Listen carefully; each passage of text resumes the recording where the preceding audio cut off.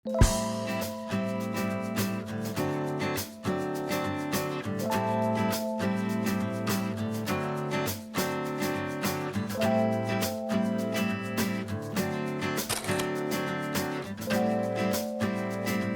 Morning everyone, কেমন আছো তোমরা সবাই? আশা করি সবাই তোমরা খুব ভালো আছো আর আনন্দে আছো।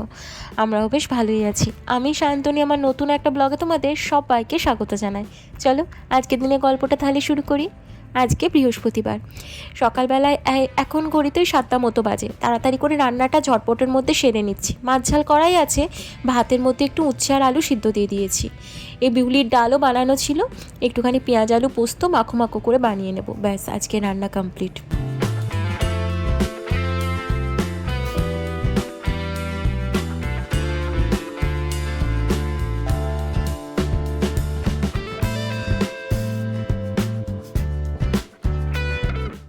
গতকাল মকর সংক্রান্তি ছিল, ভেবেছিলাম যে আজকে এবারে আর কিছু বানাবো না, কারণ এখানে তো খুব একটা ঠান্ডা নেই, গরম গরম ওয়েদার।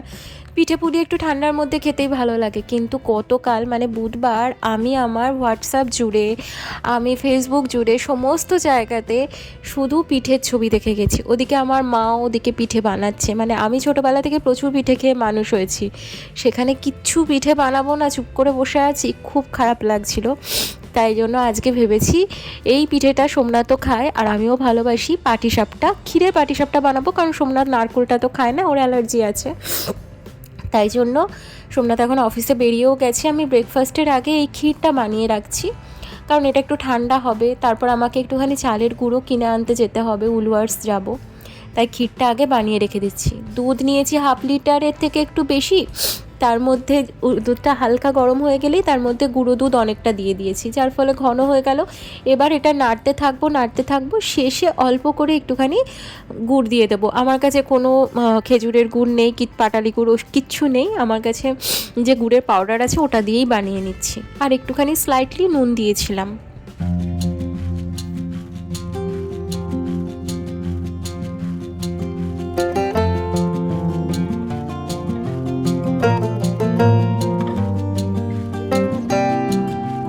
আমি এর আগে পাটিসাপটা বানিয়েছি, কিন্তু ক্ষীরটা কখনো নিজে হাতে বানাইনি। আমার কাছে মাখা সন্দেশ হাতের কাছে থাকতো, সেটাই পুরের মধ্যে দিয়ে দিতাম। কিন্তু আজকে এই প্রথমবার ক্ষীর বানালাম। বেশ অনেকক্ষণ ধরে দুধটাকে নাড়াতে হলো, একদম দুধটাকে নিচে লাগতে দেওয়া যাবে না। আর সাইডে সাইডে যেগুলো ডেকে ডেকে যাচ্ছে ওইগুলো নিয়ে দুধের মধ্যে মিশিয়ে দিচ্ছিলাম।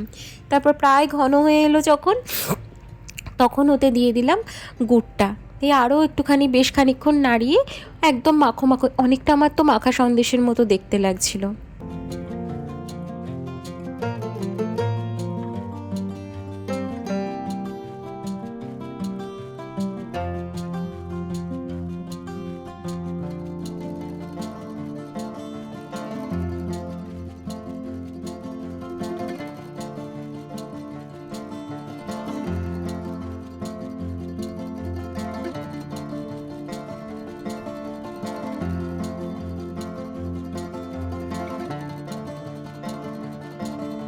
এইবার প্রায় পুরো রেডি হয়ে গেছে, একদম শক্ত শক্ত হয়ে এসেছে। এবার কিন্তু আর বেশিক্ষণ গরমের মধ্যে রাখবো না, তাহলে পুরোটা ওই কড়াইয়ের মধ্যে লেগে লেগে আটো আটো টাইপের হয়ে যাবে।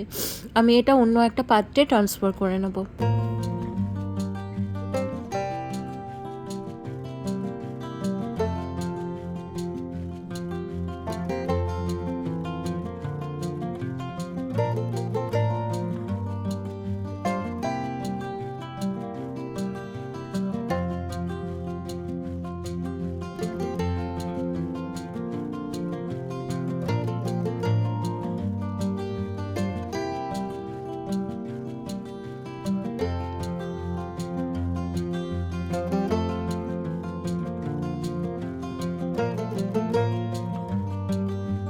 এইবার যে কড়াইয়ের গায়ে এইটা লেগে আছে, এইটা এবার কড়াইয়ে খুন্তি দিয়ে ভালো করে চেঁচে পুচে নিয়ে সেটা আমি খাবো। পায়েস করলেও আমি ওটা ধোয়ার আগে ভালো করে চেঁচে পুচে নিই। এইটা খেতে, এটাকে আমি চাঁচি বলি ছোটোবেলা থেকেই, এইটা খেতে আমার ভীষণ ভালো লাগে।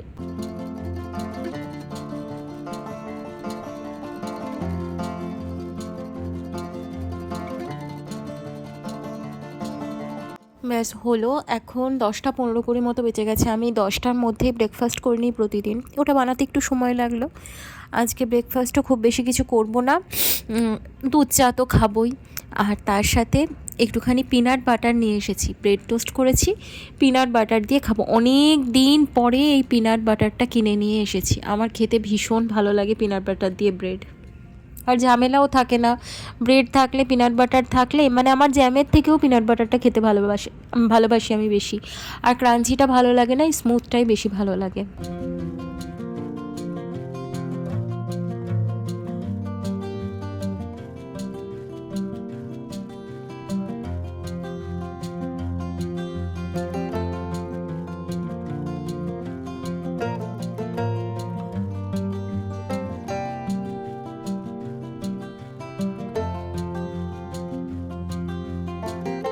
চালের গুঁড়োটা কিনতে আমাকে উলওয়ার্স যেতেই হবে, তাছাড়াও দুধ কিনতেও যেতে হবে, কারণ আমি পাটিসাপটাটা গোলাটা যেটা বানাই সেটা ওই দুধ দিয়েই বানাই।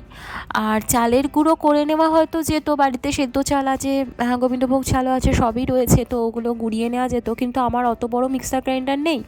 আর তাছাড়া আমি দেখলাম সার্চ করে উলওয়ার্সে চালের গুঁড়ো এশিয়ান সেকশনে পাওয়াই যায়, তাই জন্য কিনে নিয়ে ঝপ করে চলে আসবো, তাড়াতাড়ি হয়ে যাবে, ঝামেলা থাকবে না।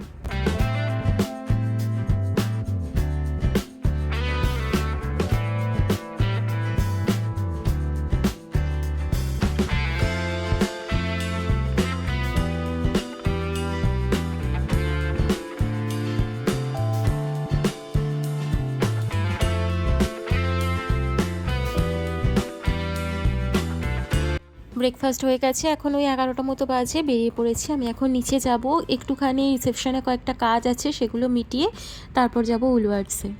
তবে জানো, তোমরা হয়তো আজকে আমার কথাবার্তা দেখে খানিকটা হয়তো বুঝতে পারছো, যদিও আজকে অনেকটা আমি বেটার রয়েছি, মানে আজ শুক্রবারে অনেকটা বেটার রয়েছি। গতকাল বৃহস্পতিবারে ব্লগটা তোমাদের সাথে শেয়ার করছি, এই যে আমি বাইরে বেরিয়েছি না, এরপরে কিনে যখন বাড়িতে ফিরেছি, মানে জাস্ট আমি এইটুকুই রাস্তা পেয়েছি, মানে আমাদের বাড়ির অপোজিটেই কিউভিতেই রয়েছে উলওয়ার্স, সেখান থেকেই জিনিস কিনে নিয়ে এসেছি, কিন্তু ওতেই বাড়ি এসে থেকে আমার কন্টিনিউয়াসলি হাঁচি যে শুরু হয়েছে। আমি যে পাটিসাপটাটা বানাবো ঠিক করেছিলাম খুব ভালোভাবে, অনেকগুলো বানাবো, আমি কোনো ধৈর্যই পাচ্ছিলাম না, এত হাঁচি হচ্ছিল। মানে এখানে এই সময়ে বা কোনো সময় হয়তো, মানে এখানে খুব পোলেন থাকে বাতাসে, পোলেন হলো ওই গাছ বা ফুলের রেণু টাইপের ছোটো ছোটো গুঁড়ো বাতাসে ঘুরে বেড়ায়, সেটা নিঃশ্বাস প্রশ্বাসের মধ্যে ঢুকে যায়, আর যাদের এইসবে অ্যালার্জি আছে তাদের খুব অ্যাটাক করে। তো আমার ওটাই হয়েছে মেবি, প্রচণ্ড হাঁচি হচ্ছিল। তো গতকাল তো আমি কাজই করতে পারছিলাম না, এত হাঁচি হচ্ছিল, আজকে তাও একটু ঠিক আছে। তো এই সময় আমি এখন চলে এসেছি, প্রথমে দেখালাম তোমাদের যে মাস্টার্ড পাউডারটা আমরা ব্যবহার করি, আমি একটা শর্টসের মাধ্যমেও দেখিয়েছি একটা উলওয়ার্সের মাস্টার্ড পাউডারটা, আর এখন নিয়ে নিচ্ছি চালের গুঁড়ো, এই যে $1.90, সরি $1.90 500 গ্রাম চালের গুঁড়ি, আর নিয়ে নেব দুধ।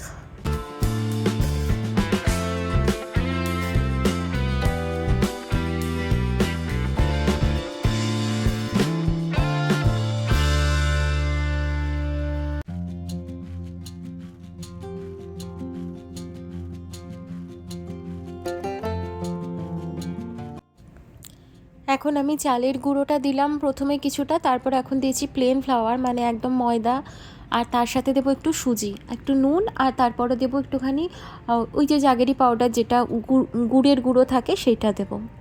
এই সময়টাতেও আমি ঠিক ছিলাম, তারপরে যখন রেস্টিংয়ে রেখে দিয়েছিলাম, যেহেতু সুজিটা ভালো করে একটুখানি ফুলবে, ও হ্যাঁ, দুধ দিয়ে ভালো করে মিশ্রণটা তৈরি করব, একটুখানি নুনও দিয়েছি আমি সমস্ত মিষ্টির জিনিসে একটু নুন দিই। এইটা রেস্টিংয়ে রাখার পরই আমার হাঁচিটা শুরু হয়, মানে প্রপার যখন আমি পাটিসাপটাটা তৈরি করব।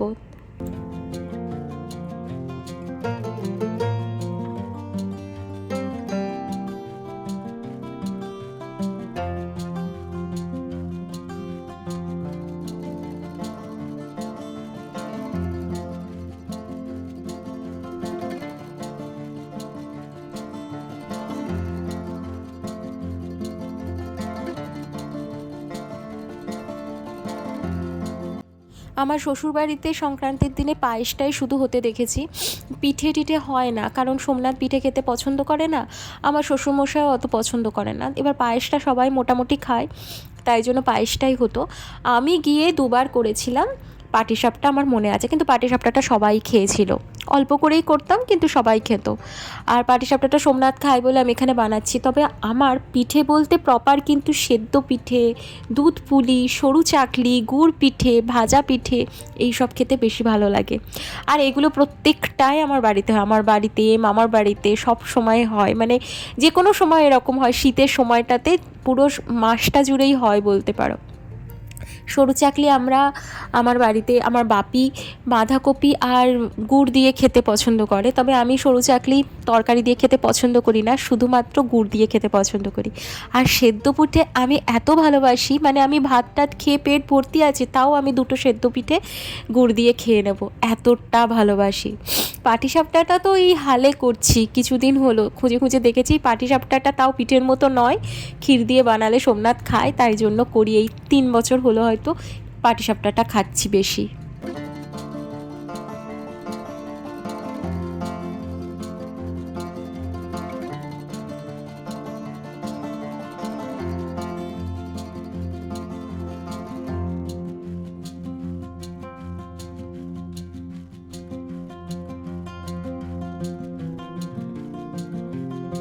হাঁচতে হাঁচতে অনেক কষ্ট করে মোটামুটি 12-13টার মতো পাটিসাপটা রেডি করে ফেলেছি, আরও একদিন বানাবো, আর একটু বেশি করে বানাবো।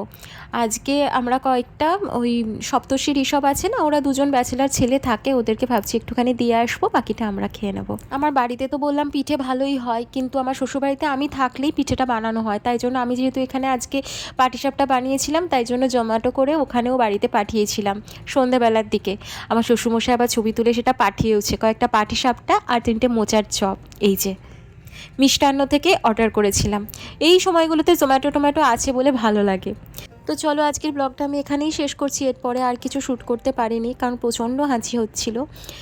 যদি কিছু ভালো লেগে থাকে ছেড়ে যাওয়ার আগে অবশ্যই চ্যানেলটা সাবস্ক্রাইব করো, লাইক করো, আর প্লিজ কমেন্ট করে জানিও তোমাদের কেমন লাগছে। দেখা হচ্ছে নতুন একটা ব্লগের সাথে, নতুন একটা দিনের সাথে। ততদিন পর্যন্ত সবাই ভালো থেকো, সুস্থ থেকো। আজ আসি, টাটা।